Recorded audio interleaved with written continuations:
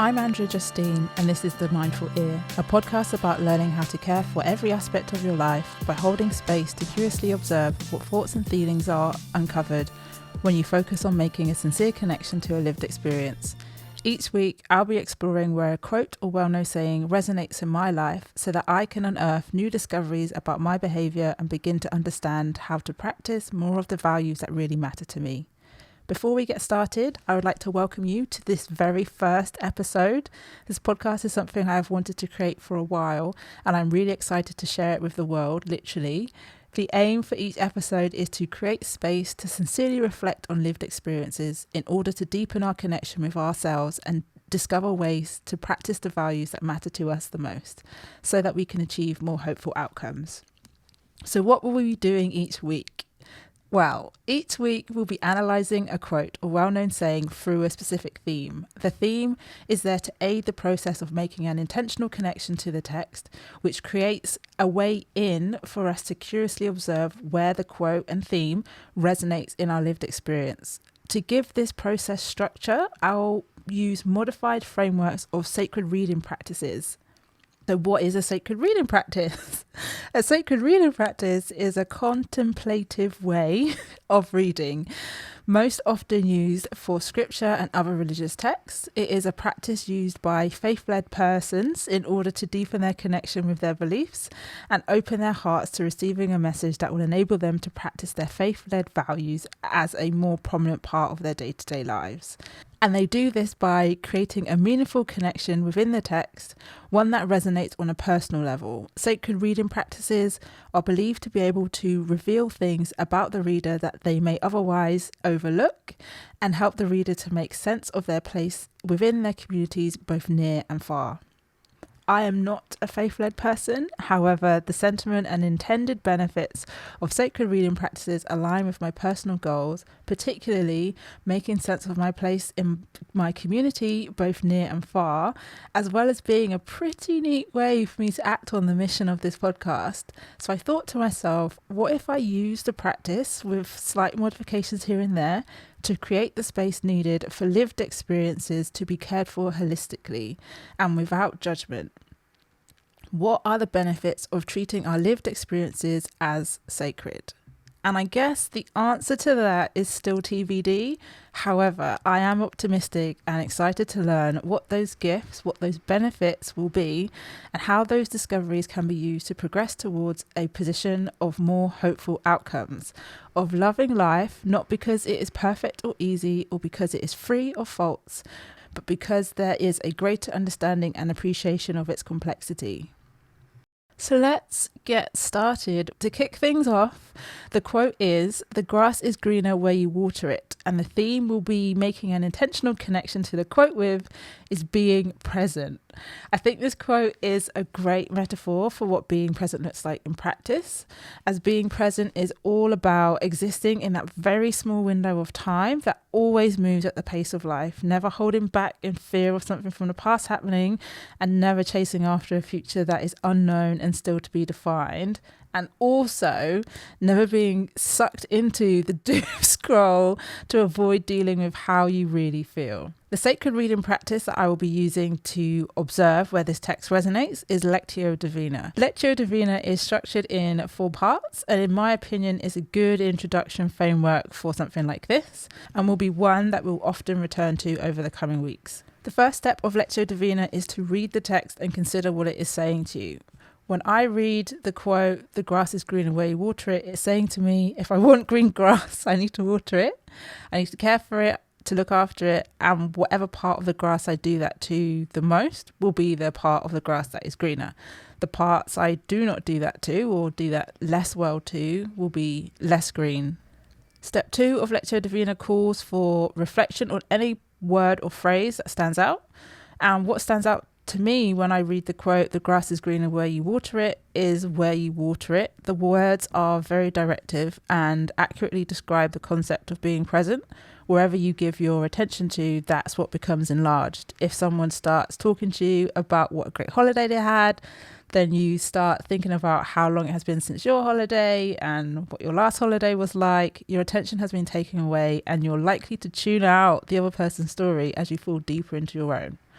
Or another example that we're all probably guilty of is spending all our time looking for the perfect moment to do something that we really, really want, that we end up missing out on all the good enough times that we could have just started, and very likely end up not doing it at all, even though we have the ability and the equipment just to do it.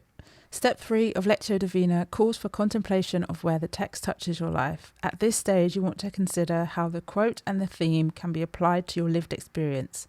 The experience can be something from present day or something from your past. Give yourself time to reflect and allow your thoughts to flow freely. There are no wrong answers here.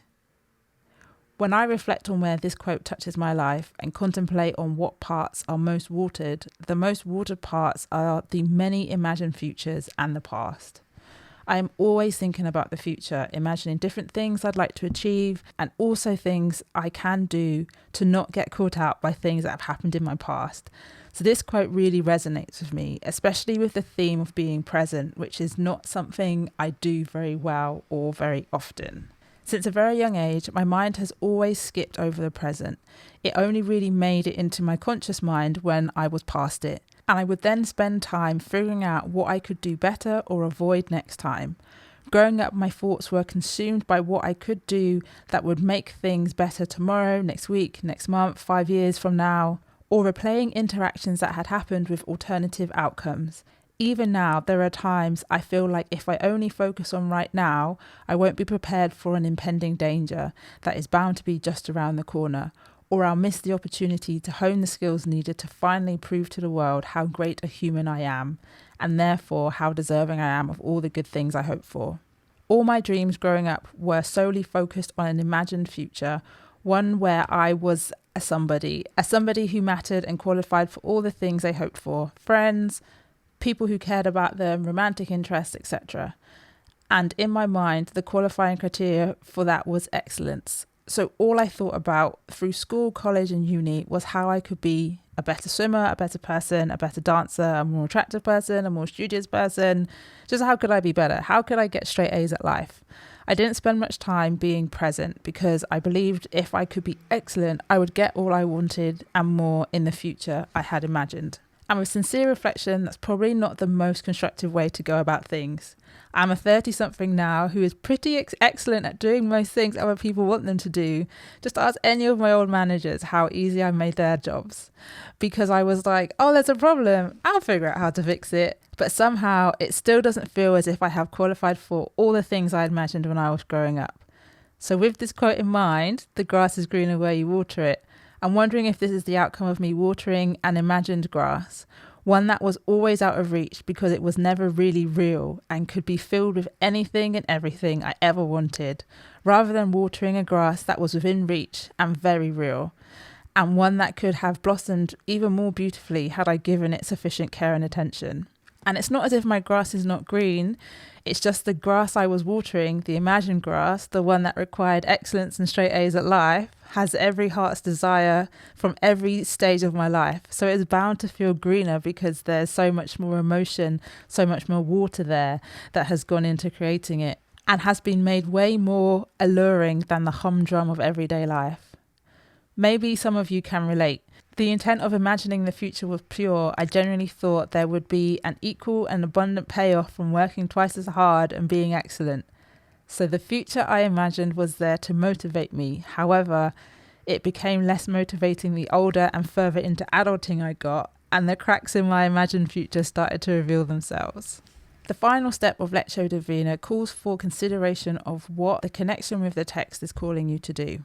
Here is where you consider how the discovery can be put into action. What have you learned about yourself, your values or your beliefs? And how can you use those learnings to progress towards more hopeful outcomes?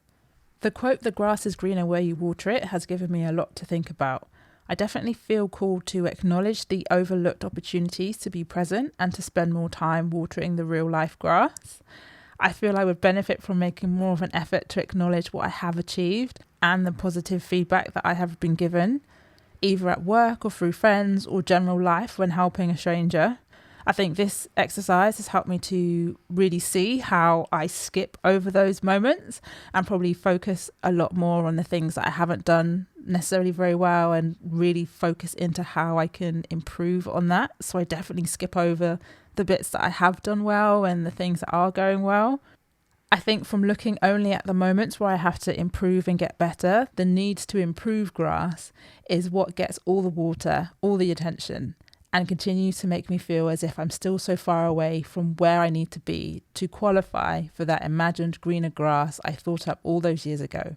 Showing myself compassion is something I want to be better at, so I am excited to see how actively looking and listening for moments of affirmation, moments of excellence, let's say, excellence in air quotes by the way, will help me to practice that value more often, as well as working to be more present. Honestly, I love my active imagination, so I'm not going to stop imagining things. However, I do want to be more intentional about what I give my attention to and free myself from the rigid belief that excellence, generally as well as specifically in the eyes of others, is the only way to enable you to receive all that your heart desires, which is an ever-present condition in the future I imagined for myself growing up. So another way I will show myself compassion is to acknowledge when I am imagining an outcome that is dependent on me being a better fill in the blank or excellent at fill in the blank, which would also be a good trigger to bring myself back into the present moment to consider what I can do free of condition in order to gain the desired outcome.